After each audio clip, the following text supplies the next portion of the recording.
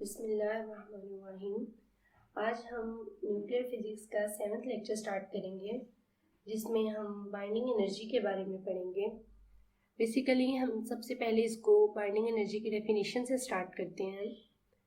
Binding energy हमारे पास एक minimum energy जो कि न्यूक्लियस को डिसअसेंबल करने के लिए यानी तोड़ने के लिए उसके कंपोनेंट पार्ट्स में जो हमें एनर्जी चाहिए, कम से कम जो एनर्जी चाहिए वो हमारे पास बाइंडिंग एनर्जी होती है।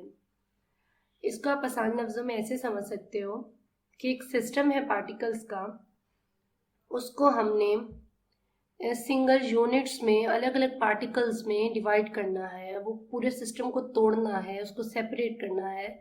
तो उसके लिए जो हमें जितनी कम से कम एनर्जी चाहिए उसको तोड़ देने के लिए वो बाइंडिंग एनर्जी होती है। तो फॉर्मूला हमारे पास होता है del E is equal to del M C square. इसमें डेल ई हमारे पास जो है वो बाइंडिंग एनर्जी होती है, del M change in mass है और सी स्पीड ऑफ लाइट। इसको हम मज़ीद अच्छी तरह कार्बन की एग्जांपल से समझते हैं कि कार्बन के न्यूक्लियस के अंदर हमारे पास 6 प्रोटॉन्स और 6 न्यूट्रॉन्स होते हैं। जो प्रोटॉन्स हैं वो सारे पॉजिटिवली चार्ज हैं, तो वो एक दूसरे को रिपेल करते हैं। लेकिन जो न्यूक्लियर फोर्स है ना, उसने इस रिपल्शन को कम किया है और सारे प्रोटॉन्स को आपस में ज्वाइन करके रखा है कि न्यूक्लियस टूट नहीं रहा, इस तरह से रखा है।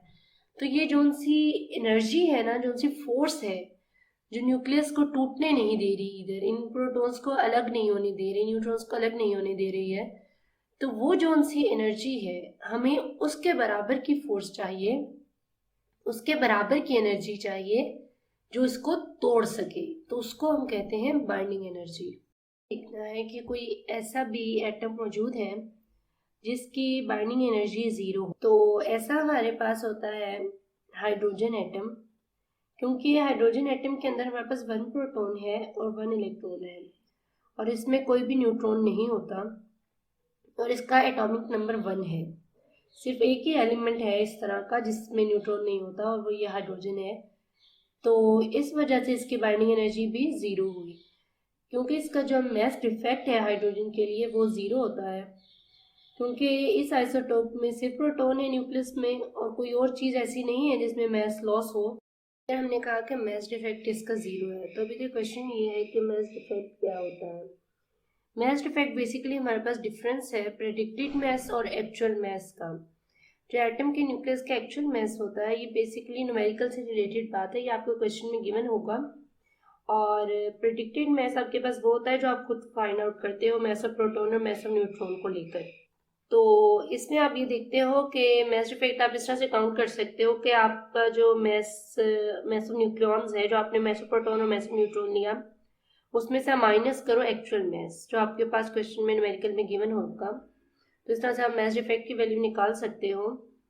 जो आपके पास बाइंडिंग एनर्जी बेसिकली होती है सिस्टम की, वो एक एक्स्ट्रा मैस के तौर पे शो हो रही होती है, जिसकी वजह से आपके पास मैस डिफेक्ट आता है क्वेश्चन में, आपके पास किसी भी सिस्टम में आ।